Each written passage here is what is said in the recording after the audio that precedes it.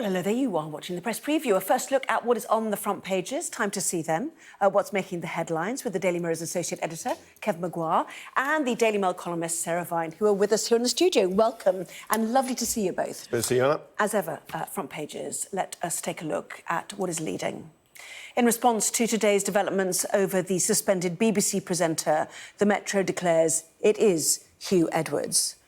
The Daily Star pictures the presenter and his wife, who was the person who named him, with the headline, "It's Hugh." The Express, too, says she named him and adds that at this point, police do not think he has committed any crime. The Eye quotes his wife Vicky's statement, too, that he's in hospital under mental care and asking for privacy for the family from now on. There's more from her statement on the front of Sarah's paper, the Daily Mail. This is the front of The Guardian. Hugh Edwards named as the BBC presenter at the centre of allegations. Hugh Edwards is also the lead story on the front of tomorrow's Daily Telegraph, and The Times also makes it their top item too. So too, Kevin's paper, the Daily Mirror, BBC star Hugh's in hospital. And away from that story, the Financial Times leads with a big fall in inflation in the United States, unlike in the UK, which has raised hopes that higher interest rates there are working, in the States, that is. Well, a reminder, by scanning the QR code you'll see on screen during the programme, you can check out the front pages of tomorrow's newspapers while you watch us. So let's head to our guests then, Kevin Maguire and Sarah Vine. And lovely to have you in person with us, I have to say. So, the extraordinary news today that it is Hugh Edwards. Let's not forget there'll be large parts of the country who are deeply shocked by this. The man who has fronted the BBC, who has, been the voice of those key state occasions, which are, integral to the public psyche. A great deal of shock and now concern for him too, Kevin. Yeah, I would have thought an incredible amount of shock for some people. Now, of course, a significant minority of people knew already on social media, but there'll be a large number who didn't. And he was the voice of the nation on big occasions, on coronations, the Queen's death, state openings of Parliament, other occasions, and an incredible broadcaster. He's kind of the Dimbleby of this era. Yeah. Saw on News at 10 regularly, very authoritative. He's got a lot of other interests, including the chapels of South Wales. He wrote a book on them. He does a lot of public appearances, and there we are. As the Express, Hugh Edwards' wife names him as star in BBC Scandal. I think she's done the right thing. I mean, I think she's done the right thing because actually she's put a lot of people out of their misery because, of course, Twitter and social media was alive with all these other names, which was actually horrible. I mean, all these presenters at the BBC had their names trending on Twitter alongside all sorts of terrible trolling, which was really bad. I mean, that for me really highlights the difference between social media and, old school media. None of our papers, none of the newspapers named him until she has come forth and named him. But I think, Jeremy Vine and all that lot who've had an awful few days will be quite relieved. And the BBC didn't really handle it very well, I don't think. They didn't do anything. They didn't say, it's not these guys. They just sort of were paralysed like rabbits in the headlights. So it's been a really awful few days for a lot of people because, of course, being accused of this kind of thing is not great. I mean, the police have said that Scotland Yard has said there's no case to be investigated. There's no criminality happening here. But the question, I think, for lots of people is the sort of morality of it, really. That he's got 4 accusations against him. It's not just this young person whose parents took a complaint. It's also an accusation of breaking lockdown, I think, and then another person who sort of says that something happened. Yeah, I think the appropriateness of his behaviour is a legitimate public interest. Well, that was going to be a question. So if the police come out and say no crime has been committed, does that actually shape whether the Sun should have published in the first place, or is there enough to go at in public interest, as you were about to say, without that prospect? It's because of the expansion of privacy law, defamation law is there too. Is it truthful? Privacy law is what can you say about public figures. I believe the media should be able to hold very powerful public figures to account and their behaviour. And from what we've seen alleged, I believe it was legitimate to run the story in the Sun on Hugh Edwards. Now, where they may have erred is by saying the contact with the persons said to have been providing explicit images for £35,000, and he's a cocaine addict, was 17. Because if that was happening when he was 17, that is an offence. Now, that does not seem to be the case. Now, the Sun say we didn't allege it, but they certainly inferred it by putting 17. I think it was the Sunday Times that first said it was actually a criminal offence in an analysis piece. But I think I can see when they were constructing a public interest case for doing this story, and they would know what privacy law is like. They would also know the law of defamation, which is why they didn't name him.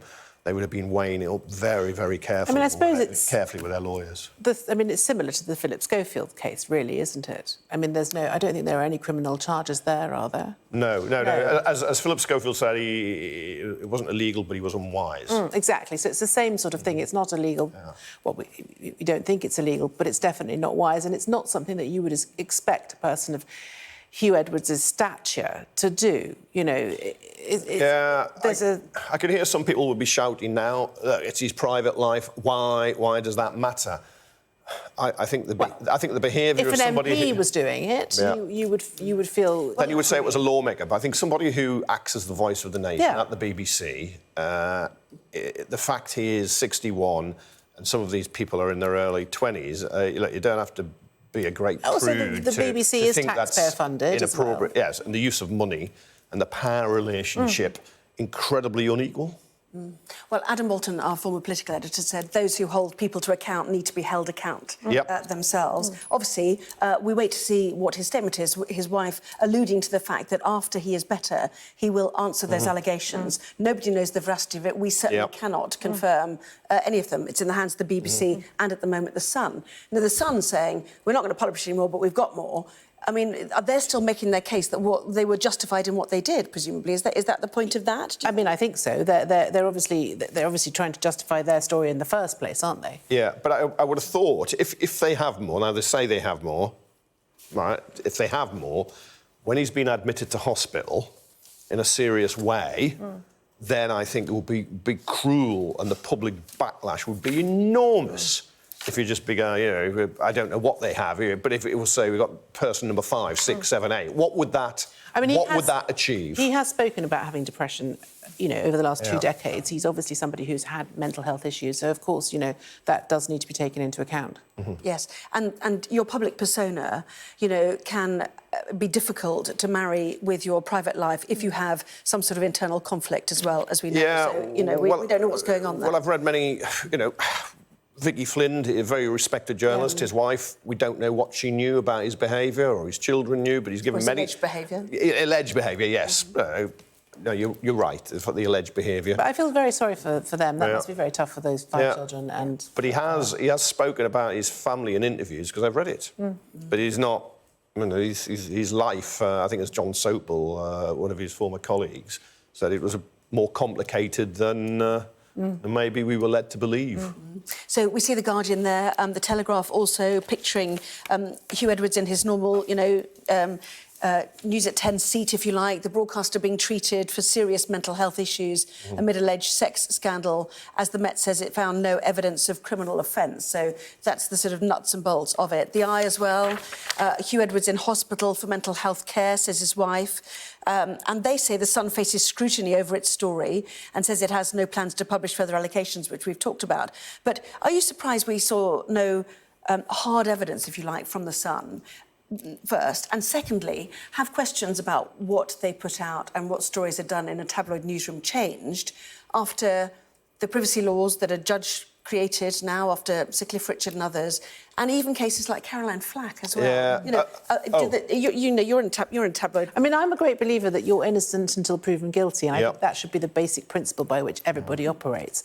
And I really hate these sort of, Twitter pylons where people get judged. That you should not be judged by the media. That's not fair and that's not right. So I would surmise that the reason that The Sun haven't actually presented the evidence is because initially they wanted to, but they couldn't reveal his identity anyway, and in order to present the evidence, they would, that would have in itself revealed his identity. Yeah, there are issues we still can't discuss legally about why they didn't name him because of the nature of the relationship with the people he was said to be corresponding with and paying money with, said to be.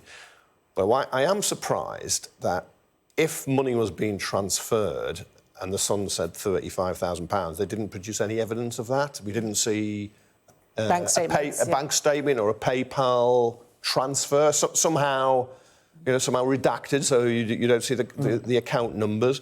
I've always felt uncomfortable that we only have their account of what the mother and the stepfather said, that they haven't appeared elsewhere in the media. Now, I can see why you can't reveal their identity, because if you do that, you then reveal the identity of the 20-year-old who may be a victim. Well, the young person did actually issue a statement, didn't he, saying that the allegations were rubbish? Yeah, well, if we go on to that, the Sun, if he contacted the Sun on the Friday evening or Friday night via WhatsApp, I believe, and said it's rubbish, why wasn't that included in the story? Who did he WhatsApp?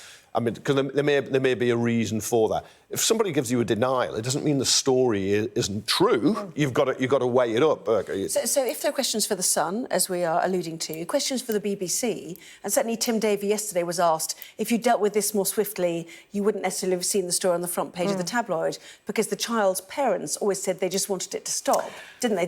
But one further question. But also questions for social media. And if you half-hinted a story with an unnamed celebrity person, then you know social media is going to fill in the gaps. So actually, would it be better to wait and do the full story than leave this sort of the hanging emptiness, which is filled by speculation and social media now?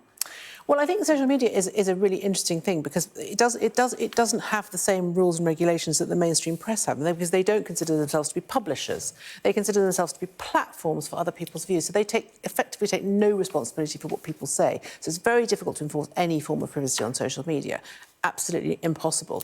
But in terms of the sort of general kind of, I mean, the Sun would have decided to publish because they would have been worried that the story would have got out somehow, and then they would have lost the sort of advantage of actually being the people who broke the story. Don't you think that's what probably would have been going through their minds? I would like to know their thinking on that, actually, and I'm sure the Culture Committee in the House of Commons, the MPs, will have their own investigation in due course. Can't be before the summer, because they break up for their holes on Thursday next week. But I'm sure they will do it. And these are all, look, as a journalist and dealing with lawyers, and all the debates you have on ethics, is it right, or legal positions, they will have had all those debates. They won't have just said, right, publish and be damned. But also it just isn't like that. The BBC will have felt that they had a duty of care towards Hugh Edwards, because we know that he's had a history of mental illness. He's been depressed for, he's talked about his depression. They would have thought, who are these people? Are they real? Is this a real thing? We need to check that. We need to do our due diligence. And of course,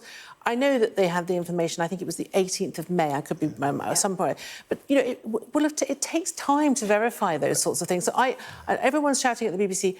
I don't think they handled it brilliantly, but I can understand why they didn't immediately move. Tim Davie, the Director General, has admitted their processes aren't right and failed, and they'll review them, and you need to be red flagged.